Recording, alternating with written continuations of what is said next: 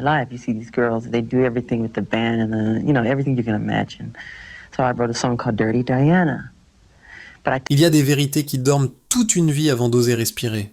Et parfois, elles n'apparaissent qu'au moment où plus rien n'est à gagner, ni à perdre. À 81 ans, Diana Ross a enfin prononcé une phrase que le monde n'avait jamais entendue. Une phrase simple, presque murmurée, mais capable de bouleverser à jamais notre regard sur Michael Jackson. Elle n'a pas convoqué la presse. Elle n'a pas cherché les caméras, ni les projecteurs qu'elle connaît pourtant mieux que quiconque. Ce jour-là, il n'y avait ni tapis rouge, ni scène, seulement une conversation intime, familiale. Et puis cette phrase est tombée, sans emphase, sans mise en scène. Michael m'aimait, d'une manière difficile à nommer, pas un scoop fabriqué, pas une stratégie médiatique, juste une vérité retenue pendant plus d'un demi-siècle. Depuis des décennies, le monde se posait la question sans jamais oser la formuler clairement. Michael Jackson aimait-il Diana Ross? Était-ce une simple admiration d'enfant devenu star, une dépendance affective, ou quelque chose de bien plus profond, de plus douloureux, de plus interdit aussi? Car ce lien ne ressemblait à aucun autre. Il traversait le temps, les succès, les mariages, les silences. Il survivait même à la mort. Diana Ross n'a jamais été une femme ordinaire dans la vie de Michael. Elle était là avant la gloire planétaire, avant Thriller, avant les records, avant la solitude. Elle était là quand il n'était encore qu'un enfant timide, enfermé dans un corps trop petit pour le destin qu'on lui imposait. Un garçon qui chantait parfaitement, souriait sur commande, mais cherchait désespérément un refuge émotionnel. Et ce refuge, il l'a trouvé en elle. Pendant longtemps, le public n'a vu qu'une belle histoire professionnelle, une diva bienveillante guidant un prodige, une grande sœur artistique, une marraine de l'ombre. C'est ainsi que Motown aimait raconter la légende. C'était propre, rassurant, vendable. Mais derrière cette version officielle, une autre histoire se tissait lentement. Une histoire faite de regards silencieux, d'attentes non dites, de frontières volontairement floues. Michael Jackson n'était pas un homme qui parlait facilement de ses sentiments. Il fuyait les questions intimes, se cachait derrière la musique, la danse, le perfectionnisme. Pourtant, à de rares moments, la vérité lui échappait. Et chaque fois qu'elle surgissait, un nom revenait inlassablement, Diana Ross. Il la nommait comme on nomme une évidence. Comme si, pour lui, elle n'avait jamais cessé d'être le centre invisible autour duquel tout gravitait. Pourquoi cet amour n'a-t-il jamais été reconnu? Pourquoi Diana Ross est-elle restée silencieuse pendant toutes ces années? Était-ce par protection, par peur, ou parce que certaines relations, lorsqu'elles franchissent une ligne, risquent de détruire bien plus qu'elles ne construisent? À 81 ans, Diana n'a pas tout expliqué. Elle n'a pas cherché à se justifier. Elle a simplement confirmé ce que beaucoup pressentaient sans jamais oser y croire. Ce lien était réel, profond et profondément compliqué. Un amour peut-être, oui, mais un amour condamné à rester dans l'ombre. Et pour comprendre comment tout a commencé, il faut remonter bien avant les déclarations publiques, bien avant les chansons codées, bien avant les silences lourds de sens. Il faut revenir à l'année 1969, au moment précis où un petit garçon de 9 ans croise pour la première fois la femme qui marquera son cœur à jamais. Et c'est là que notre histoire commence vraiment. En 1969, Michael Jackson n'a que 9 ans. 9 ans, et déjà le poids d'un destin trop lourd pour des épaules d'enfant.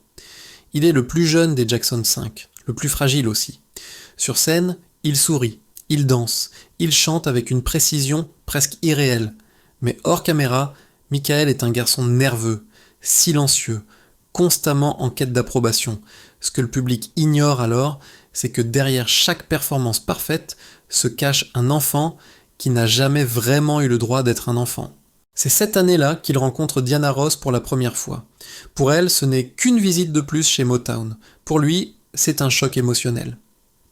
Diana Ross n'est pas seulement une star, elle est la star. Glamour, élégante, sûre d'elle, respectée par tous, y compris par Berry Gordy, le puissant patron du label.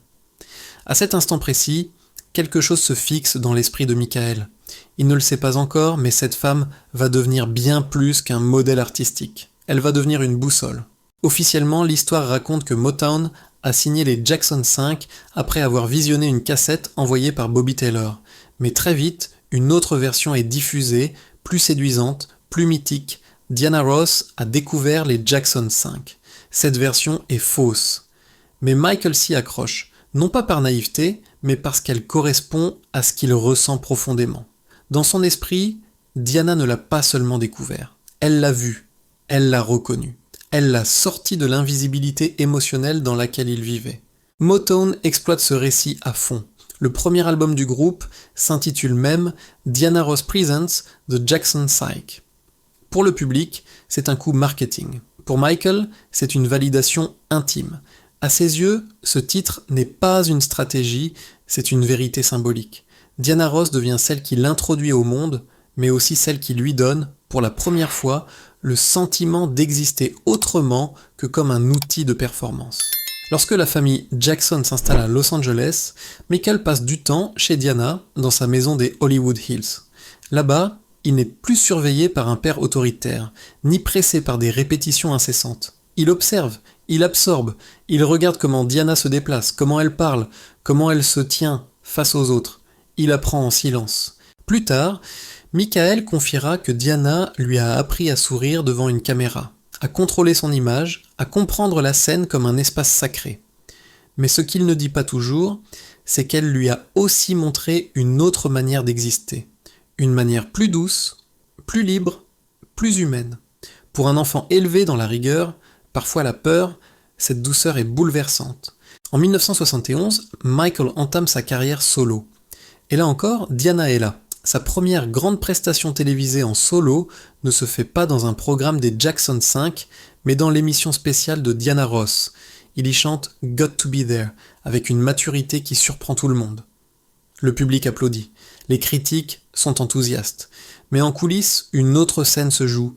Diana l'a préparée, encouragée, rassurée. Elle veille sur lui comme on veille sur quelqu'un de précieux. En interview cette même année, Diana le décrit comme un fils ou un petit frère.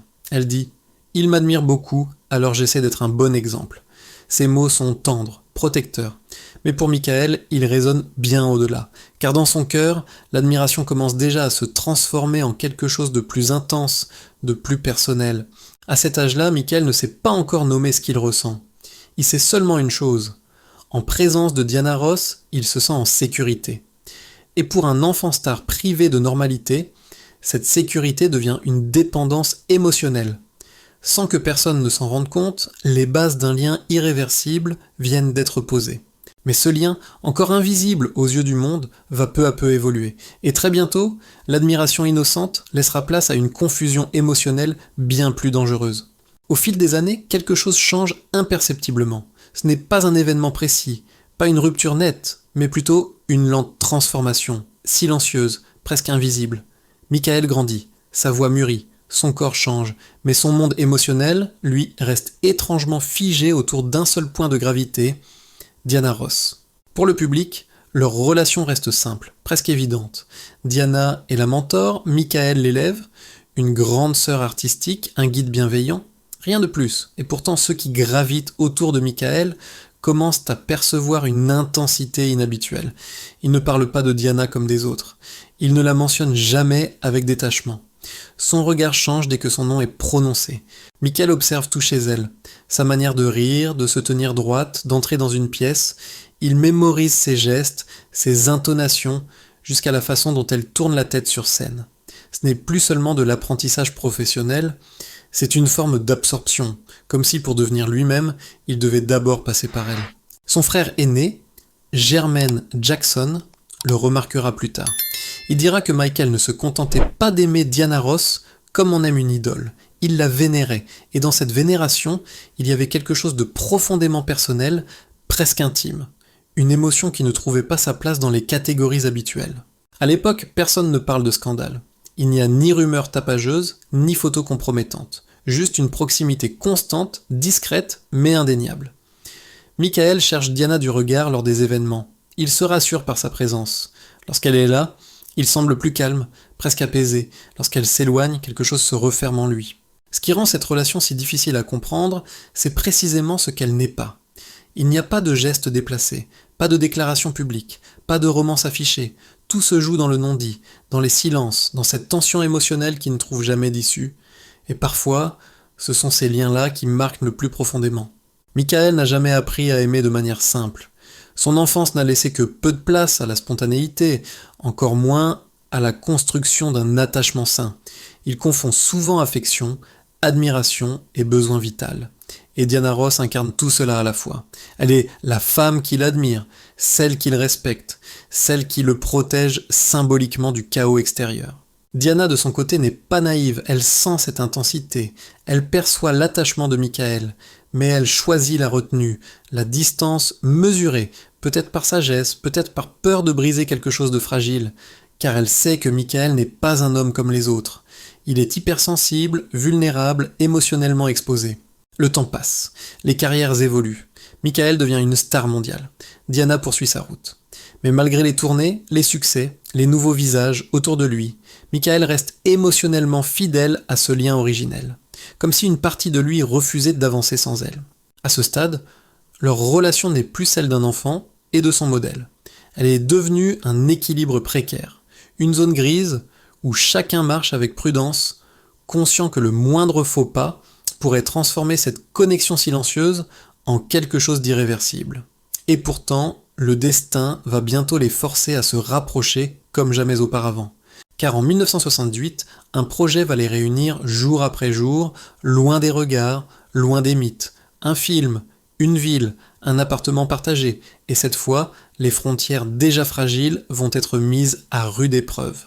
Car lorsqu'on vit ensemble, même le silence finit par parler. En 1968, Michael Jackson a 20 ans. Il n'est plus l'enfant prodige que l'Amérique a vu grandir, mais il n'est pas encore l'homme qu'il aspire à devenir. Il se trouve à un carrefour fragile de sa vie, trop mûr pour l'innocence, trop vulnérable pour la certitude. C'est précisément à ce moment-là que le destin le ramène, une fois de plus, vers Diana Ross. Le projet s'appelle The Wiz, une relecture moderne du Magicien d'Oz avec une distribution entièrement afro-américaine. Pour Michael, c'est son premier grand rôle au cinéma. Pour Diana, c'est un retour sur le devant de la scène sous une autre forme. Officiellement, ils sont deux acteurs partageant l'affiche. Officieusement, ils s'apprêtent à vivre la période la plus intime de leur relation. Le tournage a lieu à New York. Michael décide de louer un appartement plutôt que de séjourner à l'hôtel. Un choix discret, presque banal. Mais ce qui surprend l'équipe, c'est la décision de Diana Ross de s'installer elle aussi dans cet appartement. Il n'y a ni assistant, ni manager, ni garde du corps. Pas de témoin permanent, juste eux deux. Ce qui se passe derrière la porte de cet appartement n'a jamais été raconté publiquement. Ni Michael, ni Diana n'en ont parlé. Et pourtant, ceux qui travaillaient sur le film remarquent rapidement un changement.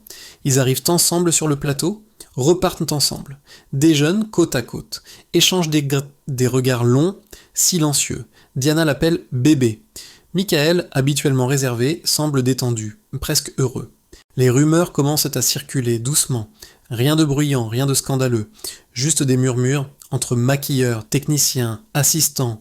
Beaucoup sentent qu'il se passe quelque chose. Mais personne n'ose poser la question, car l'atmosphère entre eux n'a rien d'ostentatoire.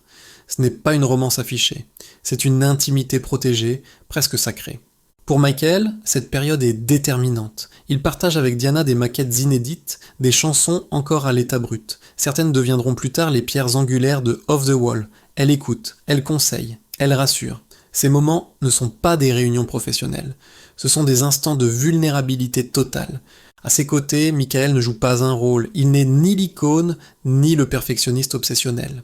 Il est simplement un jeune homme qui cherche à comprendre qui il est et ce qu'il ressent. Et ce qu'il ressent, précisément, devient de plus en plus difficile à contenir. Diana, elle, connaît les règles invisibles de ce monde.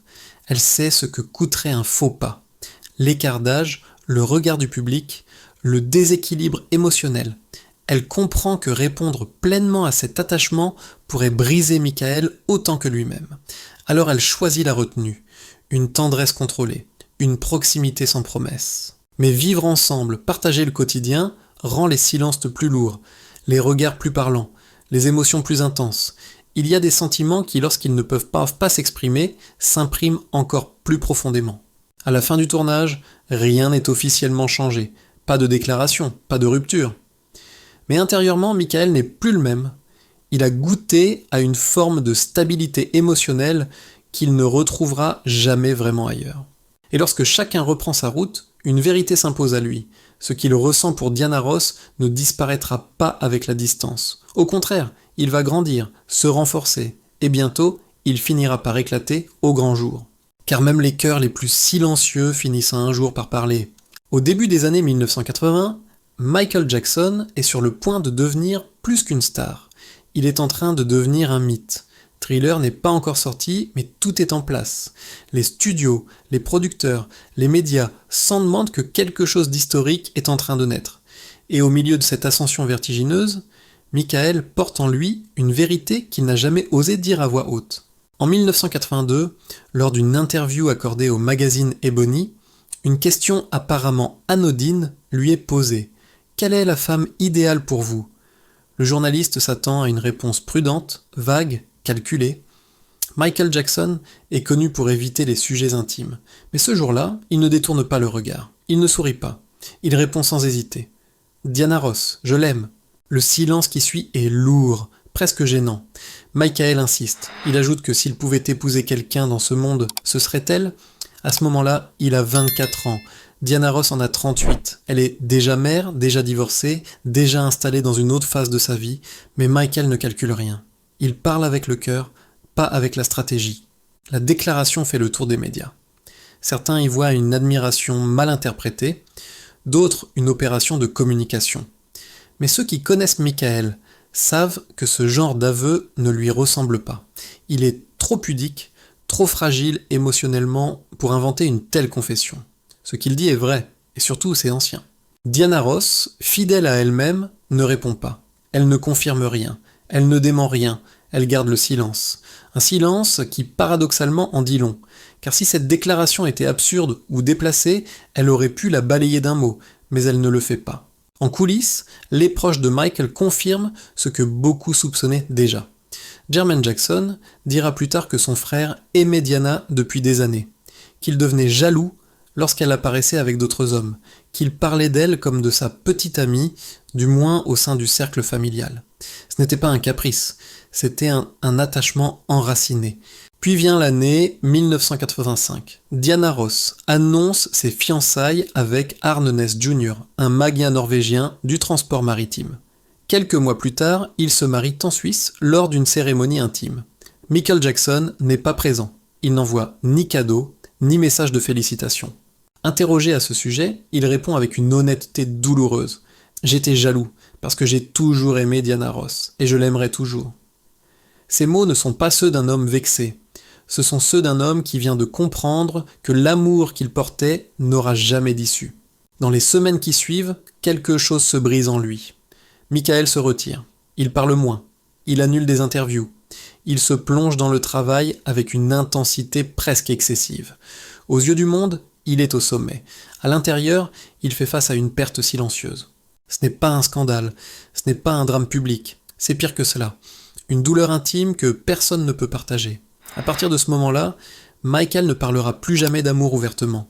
Il ne mentionnera plus Diana Ross en interview, comme si prononcer son nom risquait de rouvrir une blessure qu'il ne peut plus se permettre de montrer. Mais ce que Michael Jackson ne dira plus avec des mots, il le dira autrement, car lorsqu'un artiste ne peut pas vivre son amour, il le transforme en musique. Et très bientôt, une chanson au titre troublant va réveiller toutes les questions. Quand Michael Jackson sort Dirty Diana en 1987, le public croit immédiatement comprendre. Une chanson provocante, une femme dangereuse, une groupie séduisante qui gravite autour des stars pour les posséder, les consumer. Michael lui-même entretient cette lecture. Il parle d'un personnage fictif, d'un symbole. Rien de personnel, affirme-t-il, rien de réel. Mais pour ceux qui connaissent moins son histoire, le choix du prénom n'est pas anodin. Diana. Et la coïncidence devient troublante lorsqu'on découvre que le copyright officiel de Dirty Diana a été déposé le jour exact du mariage de Diana Ross avec Arne Næss Jr. Pour beaucoup, ce n'est plus un hasard, c'est un cri déguisé. Selon Jermaine Jackson et plusieurs proches, la chanson n'est pas une attaque contre Diana Ross. Elle n'est ni accusatrice, ni haineuse. Elle est l'expression brute d'une frustration émotionnelle, d'un amour qui n'a jamais trouvé sa place dans la réalité. Une colère née non pas du rejet, mais de l'impossibilité. Quelques années plus tard, en 1991, Michael change totalement de ton avec Remember the Time. Ici, plus de tension, plus de feu, seulement la nostalgie, la douceur, le souvenir. La chanson pose une question simple, presque innocente. Do you remember? Te souviens-tu? Le clip met en scène une reine lointaine, puissante, inaccessible. Une femme adorée, respectée, jamais réellement atteinte. Pour ceux qui suivaient Michael depuis longtemps, le message est limpide. Cette chanson n'est pas une fiction. C'est une lettre envoyée sans attendre de réponse. À ce stade de sa vie, Michael Jackson ne cherche plus à être compris. Il cherche seulement un espace où ses émotions peuvent exister sans être jugées. Et cet espace, c'est la musique. Chaque note devient un refuge. Chaque parole, une confession qu'il n'ose plus faire à voix haute. En 2002, Michael met à jour son testament. Parmi les nombreuses clauses, une décision frappe les esprits. Si sa mère venait à ne plus pouvoir s'occuper de ses enfants, la tutrice légale désignée serait Diana Ross. Pas un frère, pas une sœur, pas une amie proche, elle. Ce choix n'est pas symbolique, il est profondément intime. Il révèle une confiance absolue. Michael ne confie pas seulement ses enfants, il confie ce qu'il a de plus précieux, de plus vulnérable. Diana n'a jamais trahi sa discrétion, jamais vendu leur histoire, jamais cherché la lumière à travers lui. C'est précisément pour cela qu'il lui fait ce choix. Après la mort de Michael, en 2009, Diana Ross publie un bref message. Quelques lignes, pas d'interview, pas de mise en scène, elle n'assiste même pas aux funérailles, mais son nom, inscrit noir sur blanc dans le testament, parle plus fort que n'importe quel discours. Plus tard, un ancien employé de Neverland révélera l'existence d'une pièce privée jamais montrée au public. À l'intérieur, des photos de Diana Ross, rien d'autre. Certains l'appelaient la salle Diana. Pas un hôtel, pas un sanctuaire officiel, juste un espace silencieux où Michael conservait une vie qu'il n'avait jamais pu vivre. Et puis en 2025, Diana Ross fête ses 81 ans. Discrète, loin des projecteurs, elle prononce enfin les mots que le monde attendait sans le savoir. Michael m'aimait, d'une manière qu'on ne peut pas facilement nommer. Quand on lui demande si elle l'a aimé en retour, elle marque une pause, puis répond avec une honnêteté désarmante. J'ai eu pour lui une immense tendresse, mais l'aimer comme lui m'aimait, je ne veux pas mentir là-dessus. Cette phrase suffit, elle confirme que cet amour a existé, qu'il était réel, mais qu'il n'a jamais été autorisé à devenir une histoire officielle, par sagesse, par protection, ou par peur de briser un équilibre trop fragile. Alors, une question demeure. Une question que chacun de nous peut ressentir au fond de soi. Existe-t-il des amours si forts qu'ils sont condamnés à rester silencieux pour ne pas détruire ceux qui les portent? Si cette histoire vous a touché, dites-le moi en commentaire. Pensez-vous que Michael Jackson a vécu le plus grand amour de sa vie, sans jamais pouvoir le vivre réellement? N'oubliez pas de liker cette vidéo, de la partager et de vous abonner à la chaîne pour découvrir d'autres récits vrais, profonds et humains que l'histoire officielle n'a jamais osé raconter.